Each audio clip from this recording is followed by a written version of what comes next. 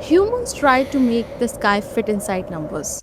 That's really what this whole story is about. Not clocks, not dates, the sky. And our stubborn thousand of years long attempt to force it into something we could count on our fingers. Right now, most of the world runs on one system, the Gregorian calendar. It tells you when to show up to work, when to pay your taxes, when to celebrate a birthday. It feels permanent, like it's always been this way. It hasn't. To understand how we got here, we have to go back long in the history, to the moment where humans first looked up and tried to measure time. Every calendar is an attempt to solve a fundamental cosmic problem. The universe refuses to give us clean numbers. We live by three natural cycles: a day, the time it takes Earth to spin once; a month, roughly the time it takes the moon to complete its cycle of phases; a year, the time it takes Earth to travel around the sun. In an ideal mathematical universe, these cycles would divide evenly. But in reality, they don't. A solar year is not a neat number of days, and a lunar month never quite fits in a solar orbit. That mathematical mismatch is the engine of the entire story. If you were an ancient human trying to track time, the moon was the obvious choice. You didn't need instruments, you didn't need mathematics, you just needed eyes. Look up, and the moon hands you a visible repeating story: crescent, quarter, full, quarter, crescent, gone. A cycle roughly 29 and a half days long, playing out right above your head free of charge. So it's no surprise that so many of the earliest calendars were built around it. But the moon had a flaw, and it was a big one. 12 lunar months add up to 3,554 days. A solar year, the actual time it takes Earth to circle the sun, is about 365 and a quarter days. The gap is roughly about 11 days. 11 days does not sound like much, but leave a lunar calendar alone year after year and it starts sliding backward through the seasons. Festivals meant for harvest time creep into spring. Planting dates drift into winter.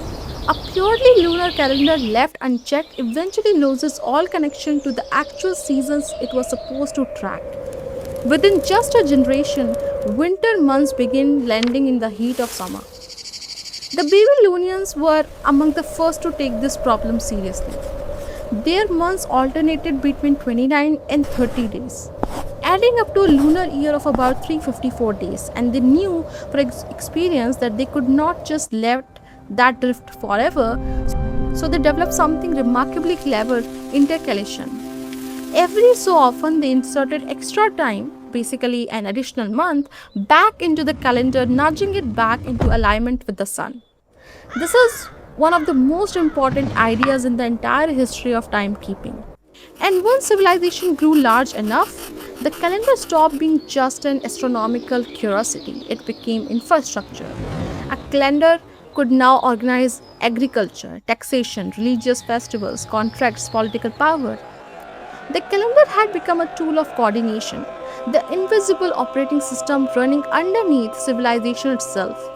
By the late Roman Republic, the calendar had developed into a political mess. Intercalary months were routinely delayed or added to lengthen allies' political terms and shorten rivals. In 45 BC, Julius Caesar changed the question entirely. He decoupled the civil calendar from the moon and made it solar. 365 days a year, with one leap day added every 4 years. That brought the average year to 365.25 days, against the true solar year of 365.2422 days. It was an extraordinary approximation. The Julian year was about 11 minutes long, just 11 minutes. For a single year, that error is meaningless, invisible. Even over a century, it became noticeable. Over several centuries, it becomes a genuine problem.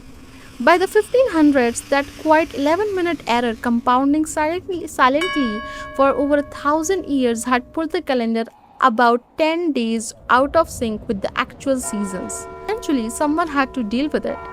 And that someone was Pope Gregory XIII.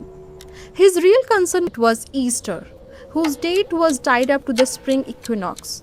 Thanks to those accumulated 10 days, Easter kept drifting further from where it belonged.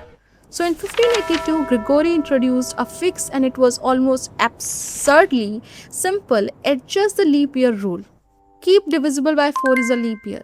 But add an exception. A year divisible by 100 is not a leap year unless it's also divisible by 400. So 1900 is not a leap year, but 2000 is a leap year.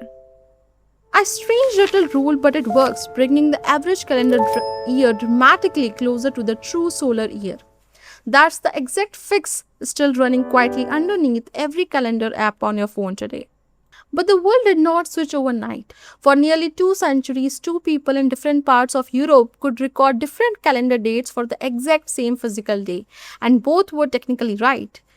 For thousands of years, humans looked up at the same impossible problem.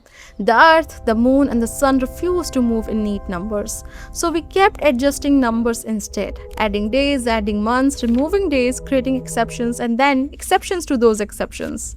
Until we arrived at the Gregorian calendar, the system that now organizes most of the world's civil life.